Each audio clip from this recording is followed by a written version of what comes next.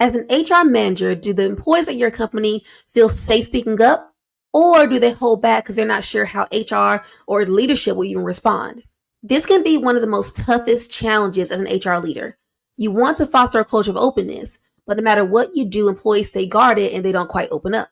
The truth is, psychological safety is not just a buzzword, it's a leadership advantage. But unfortunately, many HR managers fail to create this because they're too busy enforcing rules and not building trust. Psychological safety starts with your own confidence as an HR leader. So in this video, I'm going to tell you why psychological safety fails to take root in certain companies and what you can do to change that. If you've not subscribed to the channel just yet, I invite you to hit the subscribe button, turn notifications to not miss any videos that I drop about ways to elevate your HR career on purpose and with purpose.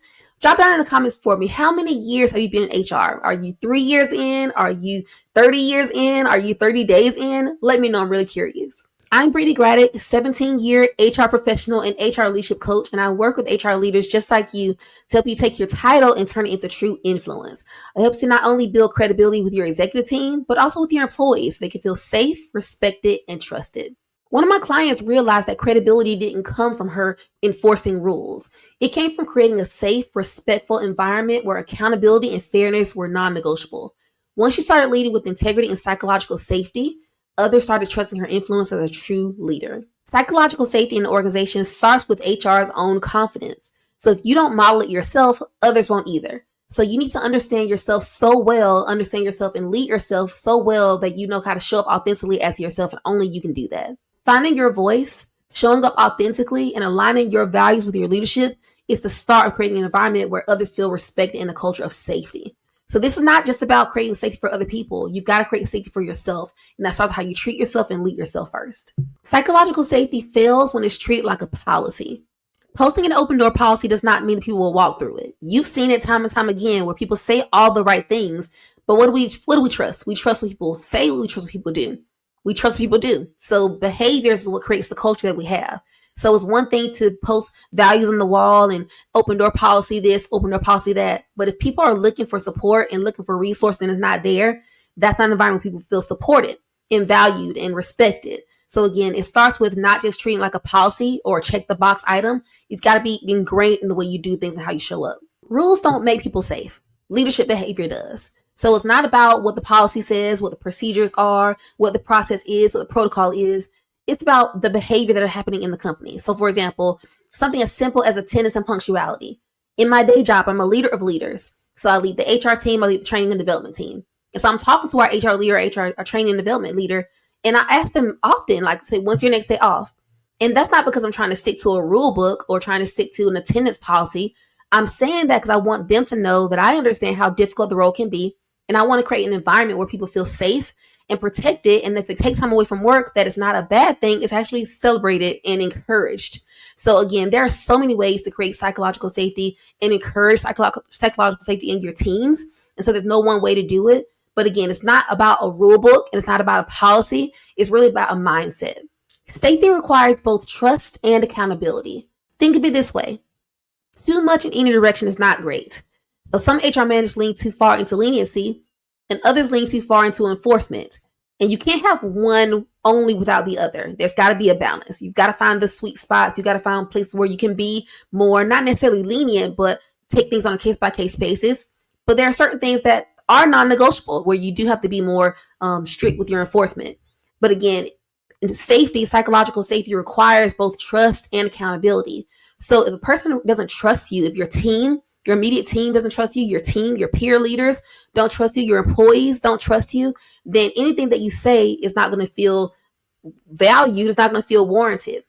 So you've got to build those trusts by getting to know your people, by building those powerful relationships with the people that you work with the people that you lead, with the people that you serve, so they can trust you when it comes time to hold them accountable. The balance of trust and accountability is what creates real safety. And I know there are HR leaders out there that are doing a great job at that. Drop a comment down below. Tell me, what are some things that you do to keep a finger on the pulse of what your company is going through, what your employees are going through, and what do you do to encourage psychological safety? Do you encourage things like taking time away from work?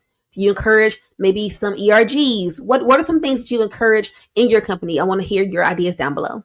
As you're building and nurturing a culture of psychological safety, you must remember that leadership modeling matters more than your words. Employees and leaders at all level, watch how other leaders perform under pressure. When you get agitated, when you get stressed out, when you're under the gun, when you might not know an answer, they don't watch only what we say, they watch what we do. And so it's so important for us to keep our cool, keep our composure. Going back to that first point, we've got to lead ourselves well, so well that we know who we are, we know the value that we bring, and we should be unshakable when it comes to that. So again, don't go off of what you say only. That's not what people are going to go by. They're going to go off what they see you do. And so you must model the behavior that you want to see in others. For example, going back to the example I gave before about how I lead my team, I asked them about time that they take off and when their next off day is going to be, to let them know that's appropriate for them. But I modeled that myself. Because honestly, when I'm talking to them, I'm talking to myself maybe 10 years ago. I need to let them know, because I'm letting myself, my prior self, know it's okay to take time away from work. And if I need to tell that to you, it's okay to take time away from work. You got to model the behavior. If you don't model the behavior, if I don't model the behavior for my team, then me telling them to take time away from work, me telling them to pour it to themselves, me telling them to take a break is not going to fall on the right ears. So again, you must model the behavior that you want to see. So whatever it is that you want to see differently in your company to have that different level of psychological safety, whether it's level of accountability, whether it's a level of trust, whether a level of transparency, whatever it is you want to see, learn how to model that first. As an HR manager, learning how to build successful teams should be your superpower. In doing this, you'll understand that psychological safety is the gateway to influence. HR leaders who build cultures of safety gain credibility as trusted advisors. Again, people don't care what you know, they care that you care. So you've got to find ways to build those relationships. I keep saying this because it's so important and it goes overlooked so many times. Not just leading with what you know. It doesn't matter how many certifications that you have, how many degrees you have, whether you're a people specialist or people operations manager, whatever your title is, doesn't matter. If all you're doing is enforcing rules, if all you're doing is being a task manager, if all you're doing is just making sure that things get done, that's not enough to build relationships. That's not enough to have influence. That's not enough to survive in the age of AI, if we're completely honest. We got to get out of the mindset of doing only things that can be replaced by a robot or by other things or by other people who are doing lower level work. The work that you do should be high level. So in a prior video, and I've talked about this a few different times, I believe the 4 levels of HR work, there's 4 different levels in what I call the HR proficiency pyramid. The bottom of that work is very task-based. That next level of work is very process-based, where you are taking your task and you're putting systems around that work. That third level is database work, where you're looking at things, maybe looking at things that have happened in the past to predict what's going to happen in the future. Then that top level work is where you're doing more business aligned work. You're looking to see, okay, well, not only what am I doing in my department, but how is what I'm doing impacting what accounting is doing? And how's what accounting doing impacting what I'm doing and holistically for the organization?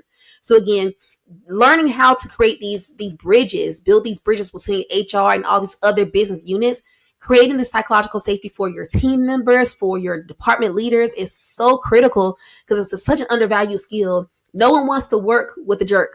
No one wants to work with someone who makes them feel stupid. You got to find ways to make people feel safe, make people feel trusted, make people feel secure, make people feel smart.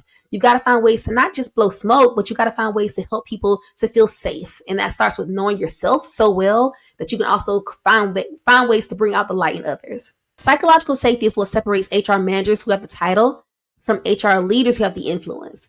And executives notice when employees are engaged, when retention is improved, when problems surface and resolve easily. And this is the work that helps you to build that lasting career that you really, really want. You become more than an enforcer, you become a trusted advisor. If you want to go deeper into learning how to build that credibility and influence in your company, this is the work that I do inside of my HR Leadership Accelerator program. Comment down below the words HR Career Success, and I'll send you a link to book a one-on-one call with me to discuss where you are in your career, what your goals are, and also whether working together might be right for you right now.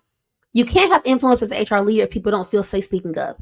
But let's be honest, psychological safety on its own is not enough. If you want executives to take you seriously, you must get their buy-in first. In this next video, we'll talk about ways to get that buy-in and what you want to do next. I'll see you there.